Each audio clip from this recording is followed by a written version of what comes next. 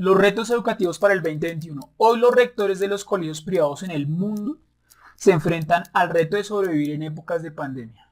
Antes tenían que solo competir con los colegios que estaban cerca de su localidad. Ahora deben competir con el malestar que están sintiendo las familias de no querer asumir el rol de ser maestros al explicar en casa lo que no están entendiendo en sus clases virtuales. A esto se le suma el aumento de plataformas digitales y metodologías de educación sin escuela que quieren entrar a reemplazar a los colegios. Si miramos atrás en el tiempo, nos daremos cuenta que los colegios y la educación en el mundo se está enfrentando a un fenómeno que es recurrente en la historia humana.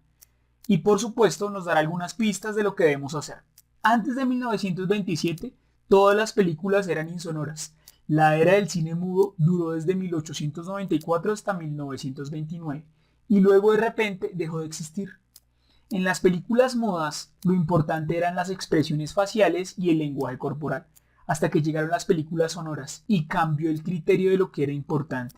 The Jazz Singer fue la primera película con sonido exitosa en esta nueva era. Llegó y cambió todo para siempre. Muchos negaron el irrefrenable cambio de la industria. Fue Andrew Grove, el CEO de Intel, quien concibió el concepto de inflexión estratégica, definiéndolo de la siguiente manera. Un punto de inflexión estratégico es el momento de la vida de los negocios cuando sus fundamentos están a punto de cambiar. Este cambio puede ser una oportunidad para elevarse a nuevas alturas, pero es muy probable que señale el principio del fin. Algunas empresas aprovechan el punto de inflexión estratégico y hacen un salto cuántico. Otras quedan obsoletas, como es el caso de algunos actores y directores del cine mudo. Hay un párrafo en el libro de Fiesta del escritor Ernest Hemingway, cuya historia se ubica una parte en España, en el que se le pregunta a un personaje llamado Mike cómo se declaró en bancarrota. De dos maneras, responde, poco a poco y luego de repente. Así es como surgen los puntos de inflexión estratégicos. De hecho, el cambio tecnológico tiende a funcionar de la misma manera. Un día todo está bien y de repente hay un cambio grande, pero es en realidad que ha venido por un cúmulo de tiempo y una no adaptación ante ese cambio. Los rectores pueden elegir píldora roja o píldora azul. La pandemia aceleró ese cambio que muchos se negaban a dar. Como empresarios de la educación, estamos ante un cruce en el camino. Podemos optar por ser héroes en nuestra historia o podemos optar por ser víctimas. Algunas alternativas podrían ser: número 1. El marketing que antes se sustentaba en el voz a voz ya no es suficiente. Es necesario que dentro del equipo puedan aprender cómo usar alguna plataforma de marketing digital o que contraten una empresa que les maneje las redes sociales de la institución y tengan una estrategia clara de cómo desarrollar este proceso. Número 2.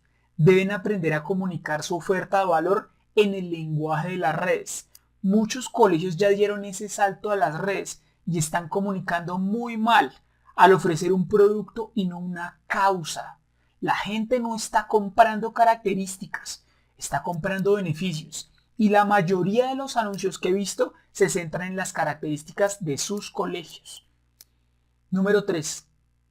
Es necesario que la oferta curricular sea disruptiva. Todos van a enseñar las mismas materias de siempre, así que es una oportunidad de oro para doblar las reglas y empezar a introducir materias como persuasión, oratoria, programación en Python, emprendimiento para la vida real, noviología, o sea, una cátedra para iniciar, mantener y finalizar relaciones de noviazgo.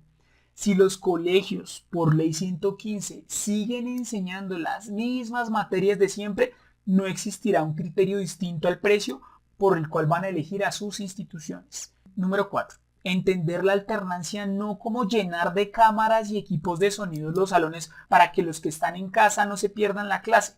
Los colegios que den un salto adelante tendrán que identificar qué salones se pueden convertir en laboratorios de práctica, para que ir a una aula física tenga un valor agregado y no sea la típica dinámica de sentarse a escuchar a una persona hablar al frente de un tablero.